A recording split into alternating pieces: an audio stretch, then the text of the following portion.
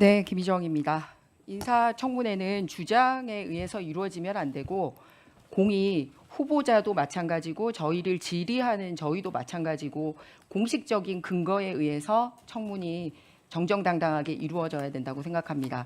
그런데 바로 우리들이 모여서 의결한 자료 중에 상당수가 도착하지 않았고 25%만 도착을 했습니다만 도착했다고 카운팅되는 4분의 1 자료도 사실이 아닌 자료가 오거나 또는 불성실한 자료가 왔기 때문에 이 부분에 대해서 추가 자료 요청을 합니다.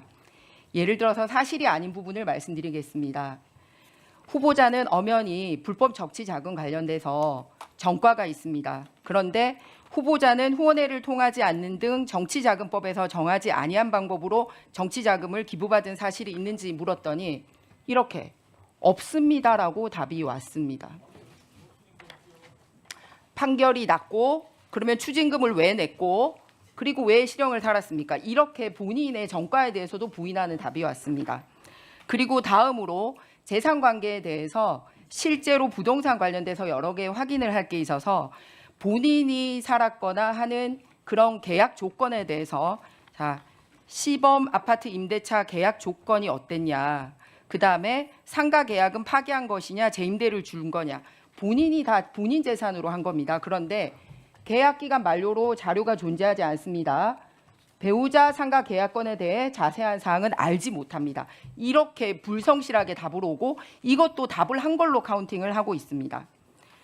또 본인 제공 동의가 없기 때문에 일어나는 일에 대해서 말씀드리겠습니다.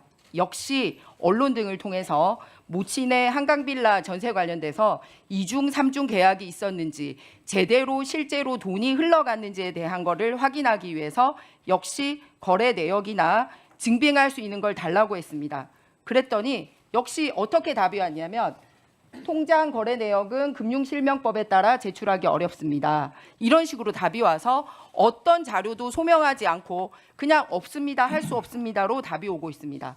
자, 재산 관련돼서 이 정도 말씀드렸습니다. 그러면 본인이 실제 홍보물이나 경력에 내가 외국에서 이런 학교를 다녔고 이런 그 학위가 있다라고 얘기한 부분에 대해서도 역시 요청을 했습니다. 먼저 중국 칭화대학교 법학 석사 지원 및 졸업 요건에 대해서 물었는데 역시 이것도 어떻게 답이 왔냐면 칭화대 법학 석사 지원 및 졸업 요건은 소관 부처인 교육부와 협의하여 확인 중에 있습니다.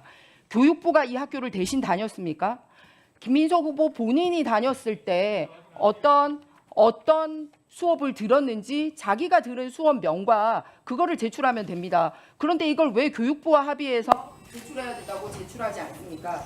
그래서 이렇게 거짓으로 오거나 불성실로 온 증거 자료를 오늘 오전 중에라도 제출해 주십사 정중히 요청드립니다. 이상입니다.